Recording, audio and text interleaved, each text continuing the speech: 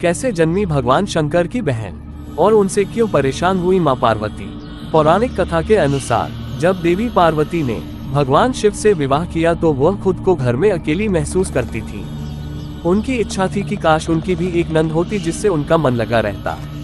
लेकिन भगवान शिव तो अजन्मे थे, उनकी कोई बहन नहीं थी। इसलिए जो भी मेरे चैनल पे नए हो तो चैनल को जरूर सब्सक्राइब करें।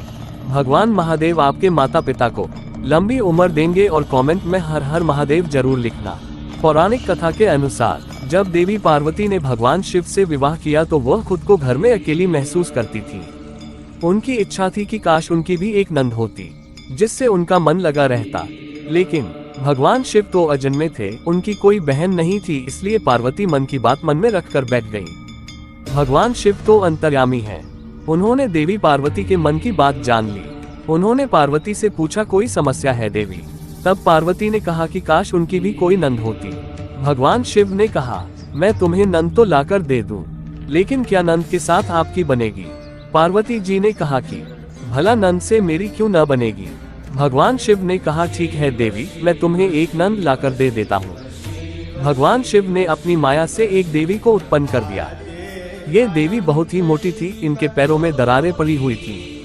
भगवान शिव ने कहा कि यह लो तुम्हारी नंद आ गई। इनका नाम असावरी देवी है। देवी पार्वती अपनी नंद को देखकर बड़ी खुश हुई।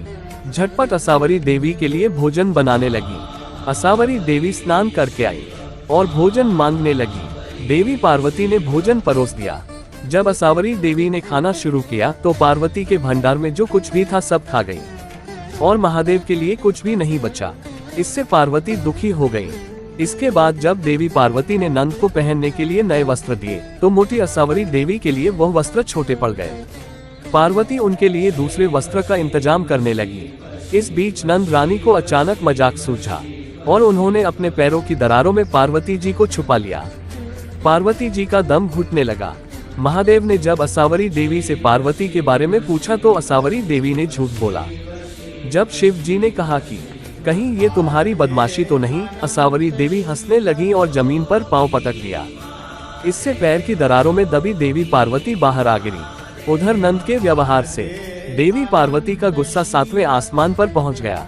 देवी पार्वती ने भगवान शिव से कहा कि कृपया नंद को जल्दी से ससुराल भेजने की कृपा करें। मुझसे बड़ी भूल हुई कि मैंने नंद की चाह की। भगवान शिव ने असावरी देवी को कैलाश से विदा कर दिया। लेकिन इस घटना के बाद से नंद और भाभी के बीच नोक-झोंक का सिलसिला शुरू हो गया। तकरार, मन मुटाव, नोक-झोंक किसी भी रिश्ते में न हो तो कोई भी परिवार मजबूत नहीं हो सकता। अपने रिश्तों में प्यार और विश्वास लाना है तो ऐसे तकरारों से मुंह नहीं मोड़ना चाहिए, बल्कि खुशी खुशी गले लगाना चाहिए।